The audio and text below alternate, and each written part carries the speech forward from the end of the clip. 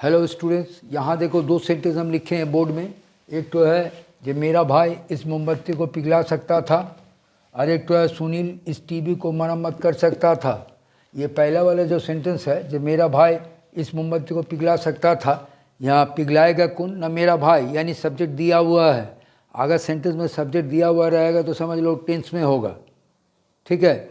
दूसरा बात है, देखो यहाँ पहचानने का यही नियम है, जो यहाँ भी सकता था है, यहाँ भी सकता था है। तो ये सकता था, जैसे मैं इस तस्वीर को बना सकता था, मैं उसे पढ़ा सकता था। ऐसे कोई भी सेंटेंस अगर रहेगा टेंस का अनुसार, तो उसका फॉर्मूला क्या होगा पहले देख लेते हैं। सबसे पहले होगा subject plus could have, subject plus could have plus verb 3 plus object. इस तरीक़ा से ये वाला सेंटेंस बनेगा। इसलिए ये भी कौन कौन पिघला सकता था? ना मेरा भाई बोला हुआ है, सब्जेक्ट दिया हुआ है। तो सबसे पहले हम बनाएंगे मेरा भाई, अब पिघला सकता था ये वाला पहले बनाएंगे हम इस तरीक़ा के अनुसार से। सबसे पहले होगा my brother could have, my brother could have. पिघलाने का इंग्लिश देखो यहाँ क्या लिख रहे हैं हम, मेल्ट, MELT।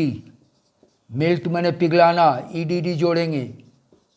ठीक है। तो हमको भार्ब का तीसरा रूप यानी पास्ट पार्टिसिपल फॉर्म जो है, तीसरा रूप इसको लेना है। तो सबसे पहले होगा माई ब्रदर कुड हैव, फिर मेल्टेड हो जाएगा, MELTED, melted this candle, candle यानी मोमबत्ती। इसको अगर क्वेश्चन करेंगे जो क्या मेरा भाई इस मोमबत्ती को पिघला सकता था, तो यहाँ से खाली कुड आगे आएगा, बाकी जो है देख के बिठा देंगे। यानी इंग्लिश होगा could my brother have melted this candle करके क्वेश्चन मार्क। अगर तुम नेगेटिव करोगे जो मेरा भाई इस मोमबत्ती को नहीं पिघला सकता था, तो इस जगह में इस माइट का बाद नॉट लगेगा, है कुड का बाद, कुड का बाद नॉट होगा। तो my brother could not have melted this candle। इसका हिंदी होगा जो मेरा भाई इस मोमबत्ती को नहीं पिघला सकता था। ठीक है। अब दूसरा वाला सेंटेंस देखो, जो सुनील इस टीवी को मरम्मत कर सकता था, तो यहाँ भी काम करने वाला सुनील है। तो सबसे पहले सुनील होगा, और मरम्मत कर सकता था पूरा ले लेंगे। मरम्मत करने का इंग्लिश यहाँ लिख रहे हैं हम REPAIR, रिपेयर मैंने मरम्मत करना।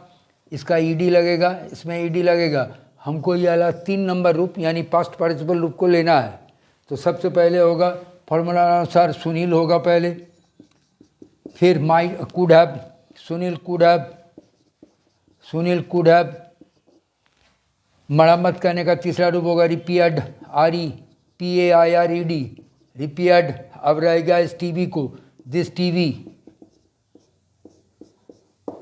ठीक है। ये हो जाएगा English, Sunil could have repaired this TV. इसको अगर क्वेश्चन करेंगे कि क्या सुनील इस टीवी को मरम्मत कर सकता था, तो यहाँ से कुड को आगे ले लेंगे आगे के अनुसार। माने could Sunil have repaired this TV करके क्वेश्चन मार्क। अगर तुम नेगेटिव करोगे जो सुनील इस टीवी को मरम्मत नहीं कर सकता था, तो इस कुड का बाद नॉट होगा। मैंने Sunil could not have repaired this TV. Sunil could not have repaired this TV, यानी सुनील इस टीवी को मरम्मत नहीं कर सकता था। इसी तरह जितना भी सेंटेंस, जैसे समझ लो जो मैं इस घर को खाली कर सकता था, तो इसी अनुसार होगा। जो आई कुड हैव वैकेटेड, वैकेट मैंने खाली करना, तीसरा रूप ले लेंगे, वैकेटेड दिस हाउस। ठीक है। Okay, thank